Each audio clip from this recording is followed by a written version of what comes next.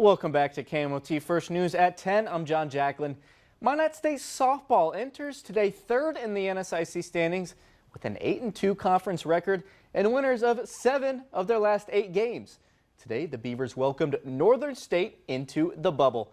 Minot State tamed the Wolves in the first game. Here's the second of the doubleheader. MSU up 4-1, top third, but not anymore. 2 runners on for Maddie Jones, who blasts one over the wall for a 3-run homer. Tie ball game. Bottom of the frame, hot bats on both sides. Abby Loshi uncorks a solo shot to center field. Beavers in front again. Top of the 5th, Jasmine Blizzard in the circle. This is one of 9 strikeouts for the senior pitcher in the game.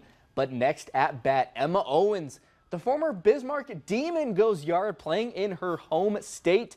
Wolves hit 4 homers in this game.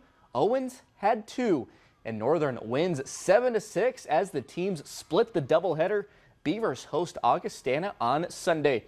Here are some stats from the first game of the doubleheader, which the Beavers won 4-3. Anna LeCount supplied 2 of MSU's 4 runs batted in. Reagan Floyd pitched 6 innings and tallied 8 strikeouts. Floyd and Blizzard are 7th and 8th in ERA and the NSIC respectively. Let's check in on the Twins, still looking for their first win of the season. It took Minnesota 21 innings to post another run since Sunday's matchup in St. Louis, but the 6th proved to be the magic inning tonight as the Twins plate 5 runs in Chicago. It was done the old-fashioned way with a handful of base hits. Twins finished with 10 on the night.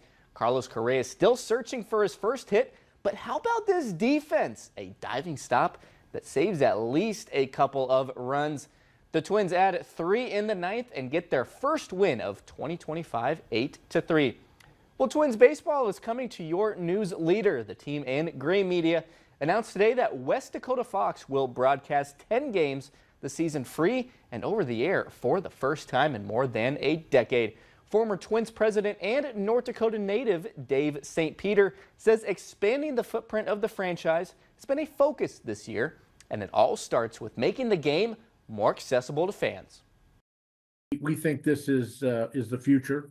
We certainly know that there's a evolving landscape around local media. We're all seeing it in our own lives in terms of the way we consume content. You can't necessarily predict the future, but I think we expect that the ability for us to deliver our content directly, whether it be via streaming or via perhaps local broadcast, over time, we think there will be growth there. We expect that the number of games, the amount of content will be available. We expect those numbers to probably increase in the future, but this is a starting point. And here are the 10 games that will air on Tuesdays for free on Fox. All of them are home games with the exception of the Yankees in mid-August. Additionally, as part of the National Fox Saturday baseball telecast, you'll see 5 more games broadcasted on Fox in addition to these. You can see the full list on our website.